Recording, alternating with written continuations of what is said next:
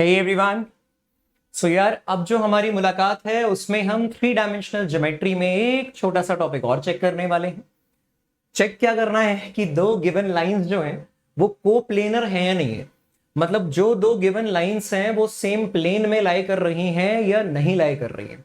ठीक है, तो इस बात को चेक कैसे किया जा सकता है? देखो, इसको चेक करने का वेक्टर फॉर्म भी है, कार्टेशियन फॉर्म भी है, मगर किसी भी फॉर्म को पढ़ने से पहले हमें उसके लॉजिक को समझना बहुत ज्यादा जरूरी है। ठीक है, कि वो दो लाइंस कोप्लेनर हैं या नहीं है। तो सपोज करो जो दो लाइंस हैं यार वो कुछ ऐसी हैं कि एक लाइन हमारे पास ये रही, दिस इज माई लाइन 1। ठीक है, so if this is my line 1, हो सकता है ये किसी एक पॉइंट A1 से गुजर रही और किसी एक वेक्टर B1 वेक्टर के पैरेलल हो। ठीक है, और दूसरी लाइन जो है हमारी वो है लाइन 2, और ये जो लाइन है, ये लाइन 2 सपोज कही कीजिए ये है, ये किसी A2 पॉइंट से गुजर रही है और ये किसी B2 वेक्टर के पैरेलल है, B2 वेक्टर के पैरेलल है। ठीक है जी, तो ये लाइन जो है दोनों तरफ से एक्सटेंड हो सकती है, वेक्टर तो एक ही तरफ से होगा यार, लाइन जो है वो दोनों तरफ से एक्सटेंड हो सकती है, वेक्टर तो एक ही तरफ एक्सटेंड हो सकता है। ठीक है, तो हम ये कहेंगे कि मान लीजिए आपने A2 A1 वेक्टर बनाया। A2 A1 वेक्टर कहने का मतलब कि आपने एक ऐसा वेक्टर इमेजिन किया जो इन दोनों को ज्वाइन कर रहा है, जो इन दोनों को ज्वाइन कर रहा है। तो डेफिनेटली ये A2 माइनस A1 वेक्टर जो होगा वो किसी एक प्लेन में आ रहा होगा। भाई ये A2 माइनस A1 वेक्टर जो है, A2 vector minus A1 vector जो है, ये किसी यार ये इन दोनों को कंटेन करने वाले प्लेन में होगा। और यदि आप B1 क्रॉस B2 ले लो, B1 क्रॉस B2 ले लो, तो यार क्रॉस प्रोडक्ट की प्रॉपर्टी होती है कि जो रिजल्टेंट वेक्टर होगा वो उन दोनों वेक्टर को ही कंटेन करने वाले प्लेन के परपेंडिकुलर होगा। इंडिविजुअल वेक्टर्स से भी, यानी B1 क्रॉस B2 B1 से भी परपेंडिकुलर होगा और B2 से भी परपेंडिकुलर होगा, B1 से भी और B2 से भी परपेंडिकुलर होगा। ऑलराइट, तो ऐसी सूरत में आप क्या बोलेंगे? को कंडीशन इन वेक्टर फॉर्म क्या होती है? मान लीजिए आपकी लाइन की इक्वेशन याद है आपको, प्लेन करते करते लाइन भूल तो नहीं गए? देखो, अगर लाइन की इक्वेशन है आपके पास, लाइन 1 की, मान लीजिए लाइन 1 की इक्वेशन है आपके पास, that R vector will be equal to A1 vector plus lambda B1। इसका मतलब ये A1 पोजीशन वेक्टर वाले पॉइंट से पास हो रहा है और B1 वेक्टर के पैरेलल है। सिमिलरली लाइन 2 जो है यार वो है r vector equals to A2 vector plus कोई म्यू B2 वेक्टर, यानी कि एक ऐसा वेक्टर जो A2 पॉइंट्स वाले, A2 पोजीशन वेक्टर वाले पॉइंट से पास हो रहा है और B2 वेक्टर के पैरेलल है। ऐसी सूरत में अगर कोई मुझसे ये बोले कि बताओ क्या, कि चेक करो कि वो दो लाइंस जो है वो कोप्लेनर है या नहीं है, सो आप ये बोलेंगे share for the two lines to be coplanar, to be coplanar. यदि आप ये जानना चाहते हैं कि वो दोनों लाइंस कोप्लेनर हैं या नहीं है, आप ये बोलेंगे कि A2 माइनस A1 वेक्टर जो है, A2 माइनस A1 वेक्टर जो है वो B1 क्रॉस B2 वेक्टर से परपेंडिकुलर होगा।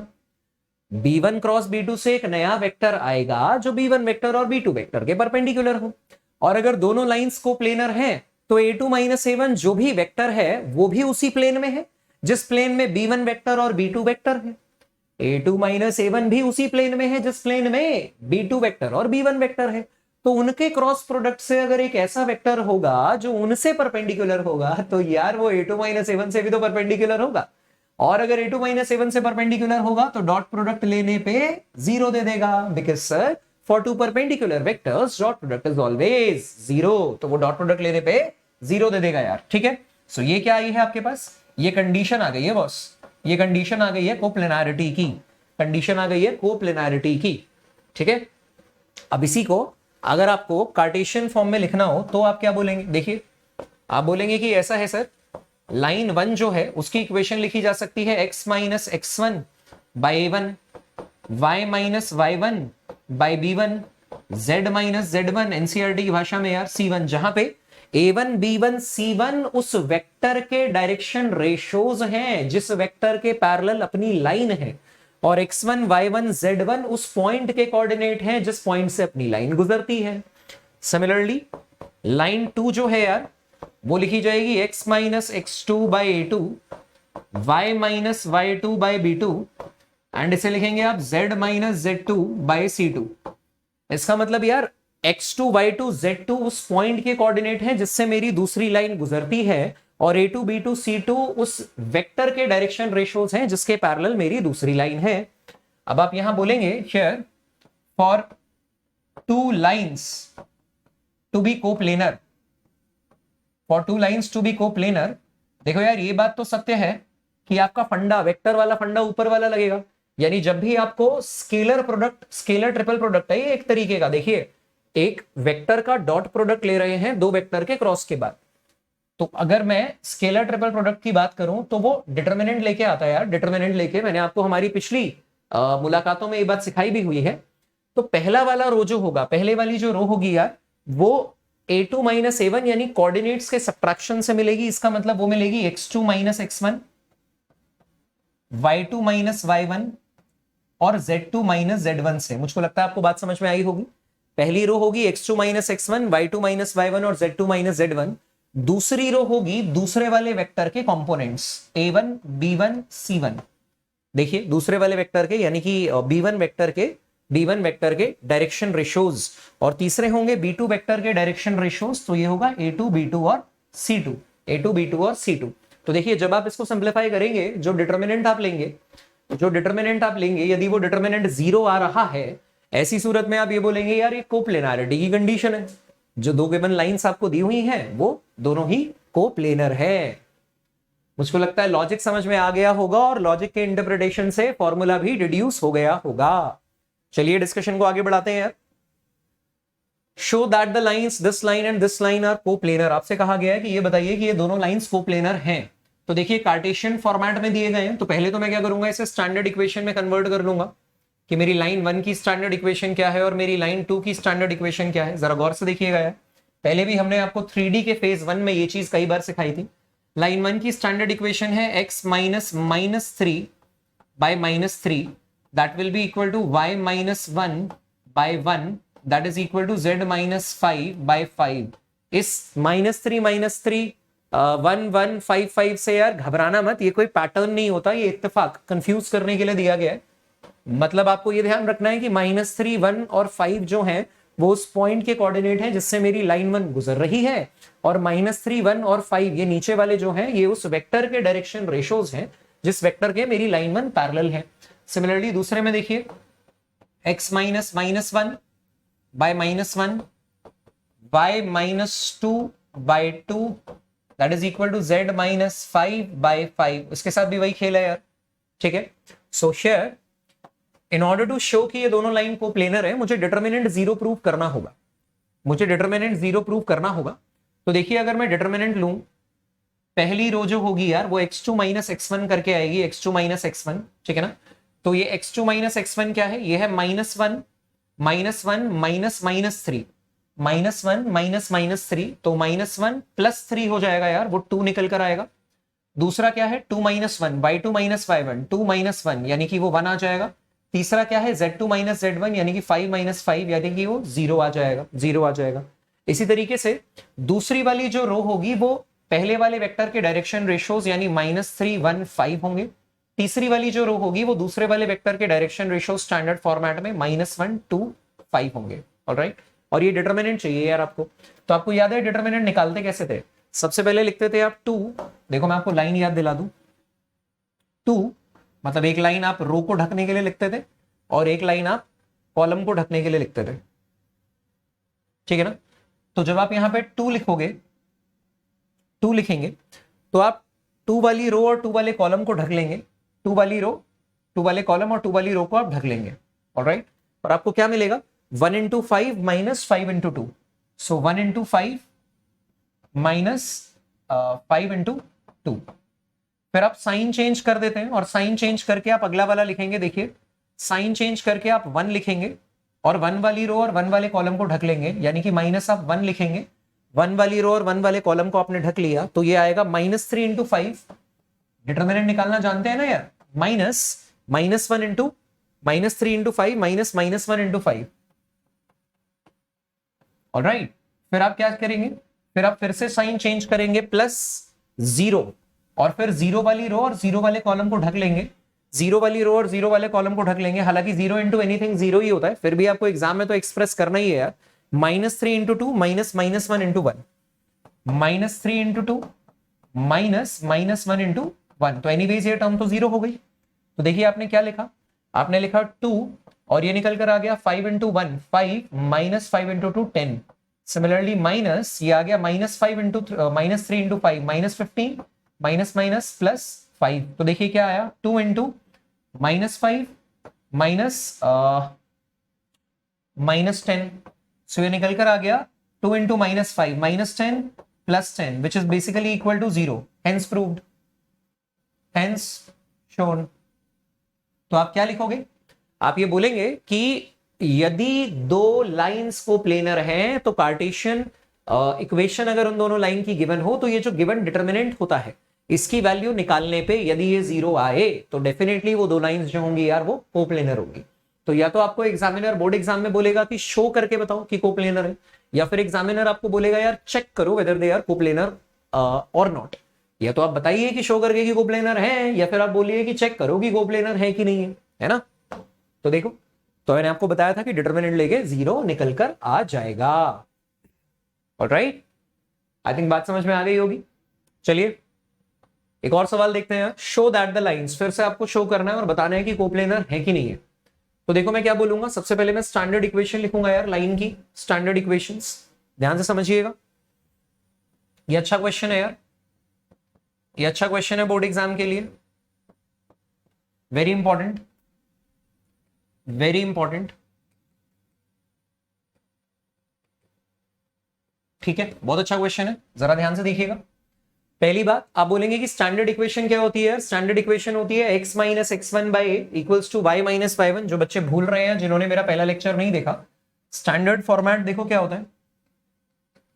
स्टैंडर्ड फॉर्मेट या स्टैंडर्ड इक्वेशन जो होती है in vector form of a straight line, standard equation of a straight line in vector form वो होती है यार x minus x1 by a equals to y minus y1 by b is equal to z minus z1 by c. Alright, जहां पे a b c direction ratios होते हैं उस vector के जिसके पैरेलल मेरी लाइन है, और x1 y1 z1 उस पॉइंट के कोऑर्डिनेट है जिस पॉइंट से मेरी लाइन गुजरे।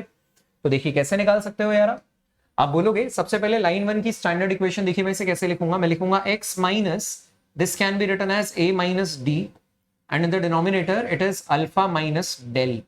All right, that will be equal to y minus a by alpha। भाई x y z के कोऑर्डिनेट्स पॉजिटिव होने चाहिए और 1 होने चाहिए। z minus a plus d by alpha plus del. ध्यान से समझ पा रहे हैं क्यों लिख पा रहा हूं मैं इसको। देखो माइनस साइन कॉमन ले लेंगे तो a प्लस डी होगा, इसी तरीके से यहां माइनस कॉमन लेंगे तो a माइनस डी होगा। सिमिलरली नीचे वाले को देखिए, ये आएगा x minus, minus sign common लेंगे तो ये b माइनस सी होगा, और ये आ जाएगा beta minus gamma, y minus b by beta, and that is equal to z minus b plus c by beta plus gamma. सही है ना। अपने को प्रूव करना है कि यार ये कोप्लेनर है, ये कोप्लेनर है। तो आप बोलोगे शेयर वैल्यू किसकी निकालनी है, डिटर्मिनेंट की, डिटर्मिनेंट की। डिटर्मिनेंट का पहला रो क्या होता है, x2 minus x1, y2 minus y1 और z2 माइनस z1। तो पहले मैं x2 माइनस x1 निकालता हूं। देखो x2 माइनस x1 क्या होगा, b minus C minus A plus D, b minus C minus A plus D. x2 minus x1, b minus C minus A plus D. दूसरा क्या हो जाएगा, b माइनस ए, दूसरी टर्म क्या हो जाएगी, b माइनस ए, और तीसरी टर्म क्या हो जाएगी, b plus C minus A minus D, b plus C minus A minus D. ठीक है जी, z2 minus z1, b plus C minus A minus D. Similarly अगर आप दूसरी रो के टर्म्स देखें तो वो alpha minus del, alpha minus del, फिर क्या होगा अल्फा, और फिर क्या होगा अल्फा प्लस डेल। ठीक है ना, अल्फा माइनस डेल, अल्फा, और फिर क्या हो जाएगा अल्फा प्लस डेल। फिर देखिए जब आप तीसरी वाली करना चाहेंगे तो ये आएगा beta minus gamma, beta minus gamma, beta and beta plus gamma. ठीक है, बीटा माइनस गामा, बीटा और बीटा प्लस गामा। तो देखिए आप क्या लिख सकते हैं, मुझे लगता है कि अगर आप C1 कॉलम 1 को स्टेप 1 समझिएगा यार। स्टेप 1 मैं कुछ स्टेप्स बता रहा हूं आपको। देखिए स्टेप 1, ट्रांसफॉर्मेशन, रो और कॉलम ट्रांसफॉर्मेशन लगाएंगे। एक बार आप फिर से खुद से भी ट्राई करेंगे क्योंकि ये टर्म 1 का था। तो स्टेप 1 में आप C1 को C1 प्लस C3 लिख दीजिए। तो C1 को C1 प्लस C3 लिखेंगे तो देखिए minus del plus del cut जाएगा और यहां 2 अल्फा आएगा, minus gamma plus gamma cut जाएगा और यहां 2 बीटा होगा, माइनस से और क्या कटेगा, ट्वाइस ऑफ B माइनस सी आएगा, B माइनस ए आएगा, B माइनस ए और B माइनस ए यहां पे भी रहेगा, माइनस सी प्लस डी और plus C minus D cut जाएगा। तो क्या मैं ऐसा बोल सकता हूं कि स्टेप 1 परफॉर्म करने के बाद आपके पास डिटर्मिनेंट आ गया twice of B minus a, ये आ गया ट्वाइस ऑफ अल्फा, ये आ गया twice of beta. Second term थी हमारे पास B माइनस ए, अल्फा और बीटा, और ये वाली जो थी ना ये as it is as it is as it is हमने रहने दी, दूसरी वाली भी as it is as it is as it is ही रहने दी है, मगर इसका काम है इसीलिए लिख के बता रहा हूं, ठीक है ना, इसका काम है इसलिए लिख के बता रहा हूं। देखो स्टेप 2 में आप क्या करोगे, स्टेप 2 में आप 2 कॉमन ले लोगे, take 2 column from, take 2 out from C1, ठीक है। आपने कॉलम 1 से 2 2 2 बाहर निकाल लिया। क्या आप ऐसा देख पा रहे हो कि 2 बाहर निकलने के बाद B minus a, alpha alpha beta beta सब सेम सेम है। तो स्टेप 3 में आप क्या लिख सकते हो, स्टेप 3, सिंस ऑल एलिमेंट्स, जब भी डिटर्मिनेंट की यार प्रॉपर्टी होती है, डिटर्मिनेंट की प्रॉपर्टी होती है जब भी किन्हीं दो रोज या कॉलम के सभी एलिमेंट सेम सेम हो जाए, उस डिटर्मिनेंट की वैल्यू कितनी होती है यार, 0 होती है। तो आप बोलेंगे since all elements of C1 and C2 are same,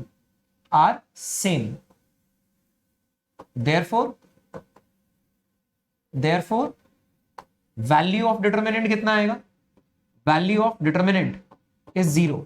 और जब भी वैल्यू ऑफ डिटर्मिनेंट 0 निकल कर आ जाएगा, आप क्या भाई पूरा पूरा लिख लेना, सिंबलिकली बात मत करना, बोर्ड एग्जाम में पूरा पूरा लिखना। मैंने बस आपके सामने स्टेप्स रखे कि पहले तुम ये करना, फिर डिटर्मिनेंट बनाना, फिर ये करना, फिर डिटर्मिनेंट बनाना, और ऐसा करने के बाद जो भी आप प्रूव कर चुके हो कि डिटर्मिनेंट 0 होगा सर, और डेफिनेटली अभी मैंने आपको बताया था कि डिटर्मिनेंट 0 होते ही, देखिए डिटर्मिनेंट 0 होते ही दो लाइंस कैसी आ जाएंगी, कोप्लेनर आ जाएंगी। So this is all about the coplanarity of the lines, 2 given lines, जिसमें बोर्ड एग्जाम के लिए काफी ज्यादा इंपॉर्टेंट सवाल जो है वो आपके सामने स्क्रीन पर है। तो फटाफट से इसको पॉज करो और हमारी छोटी सी मुलाकात छोटे से टॉपिक के साथ ही कंप्लीट करता हूं। अगली छोटी सी मुलाकात में फिर छोटे छोटे ऐसे उछलते कूदते सवाल कराऊंगा यार, और उन सवालों के साथ हम अपने बोर्ड में मार्क्स को अश्योर करने की पूरी कोशिश करेंगे। इतना ही नहीं, डिस्क्रिप्शन में इसके क्लास नोट्स दिए हैं तो प्रॉपरली उसको कंप्लीट कर लो आप। और इसके अलावा जो भी आप टॉपिक अगर कोई फिजिक्स या मैथ्स में पढ़ना चाहें तो डेफिनेटली आप उसे डायरेक्टली चैनल पे या यूट्यूब पे लिख सकते हो, this topic by Abhilash sir. आपको डेफिनेटली काफी कुछ पढ़ने सीखने को मिलेगा। डिस्क्रिप्शन में दिए गए टेलीग्राम लिंक को ज्वाइन कर लेना यार, बचे हुए 5 दिन में काफी ज्यादा इफेक्टिव जो पढ़ाई हम करने वाले हैं उनके लिंक्स रेगुलर बेसिस पे मैं आपको टेलीग्राम पे भी शेयर करता रहूंगा, तो आप अपडेटेड रहेंगे। ऑलराइट, तब तक के लिए ऑल द बेस्ट, फटाफट से कंप्लीट कीजिए, फिर करते हैं अगली मुलाकात।